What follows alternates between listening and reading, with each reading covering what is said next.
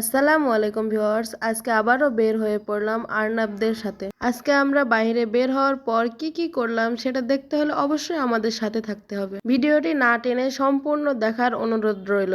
আজকে আবারও চলে আসলাম আমাদের সেই বীর মুক্তিযোদ্ধাদের শহীদ মিনারে। এখানে ঘুরতে আমরা মাঝে মধ্যেই আসি, কারণ এখানে আর্নাবকে ছেড়ে দিলে ও নিজের ইচ্ছা মতো খেলাধুলা করতে পারে, ইচ্ছা মতো চলাফেরা করতে পারে।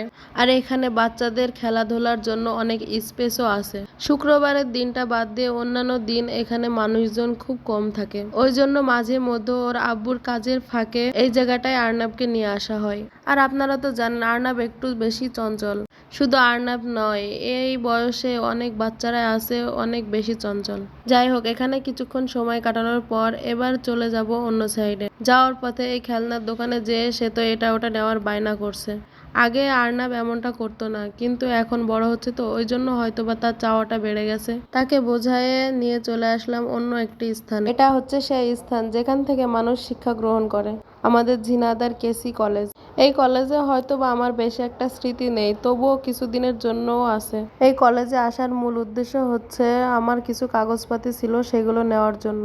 এখানে আসাটা কেমন হয়েছে জানেন? এক ঢিলে দুই পাখি মারার মতো। কাজের জিনিসপত্রগুলো নেওয়াও হয়ে গেল, আবার ছেলে স্বামী নিয়ে ঘোরাও হয়ে গেল।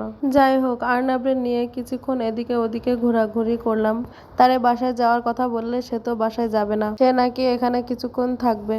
আর আর্নাব এতই দুষ্টু, তারে তো ধরেই পাওয়া যায় না, সে শুধু এদিকে ওদিকে দৌড় লাগায়। আর সিঁড়ি দেখলে তো তার মাথায় কাজ করে না, যেখানে সিঁড়ি দেখবে সে সেখানে উঠবেই। অনেকক্ষণ সময় কাটানোর পর তাকে বললাম বাসায় যাওয়ার জন্য, কিন্তু সে তো বাসায় যাবে না। এক পর্যায়ে জোর করে ধরে নিয়ে যাওয়া হলো। তারপর এখান থেকে বের হয়ে পড়লাম। বের হয়ে যাওয়ার পথে রাস্তার পাশে দেখলাম একটি লোক ওজন মাপা মেশিন নিয়ে বসে আছে। ভাবলাম একটু আর্নাবকে নিয়ে ওজনটা মাপায়ে দেখি। আর আর্নাবের এই 2.5 বছর বয়সে মাত্র 12 কেজি সে। যাই হোক, এখান থেকে বের হয়ে পড়লাম বাসা যাওয়ার জন্য, কিন্তু হঠাৎই মনে হলো আমার কিছু প্রয়োজনীয় জিনিসপত্র দরকার। তাই চলে আসলাম ঝিনাইদহের এই নতুন শপে। এই শপটি নতুন হয়েছে, এখানে নাকি অনেক কিছু ডিসকাউন্ট চলছে, আবার একটা কিনলে একটা নাকি ফ্রি দিচ্ছে।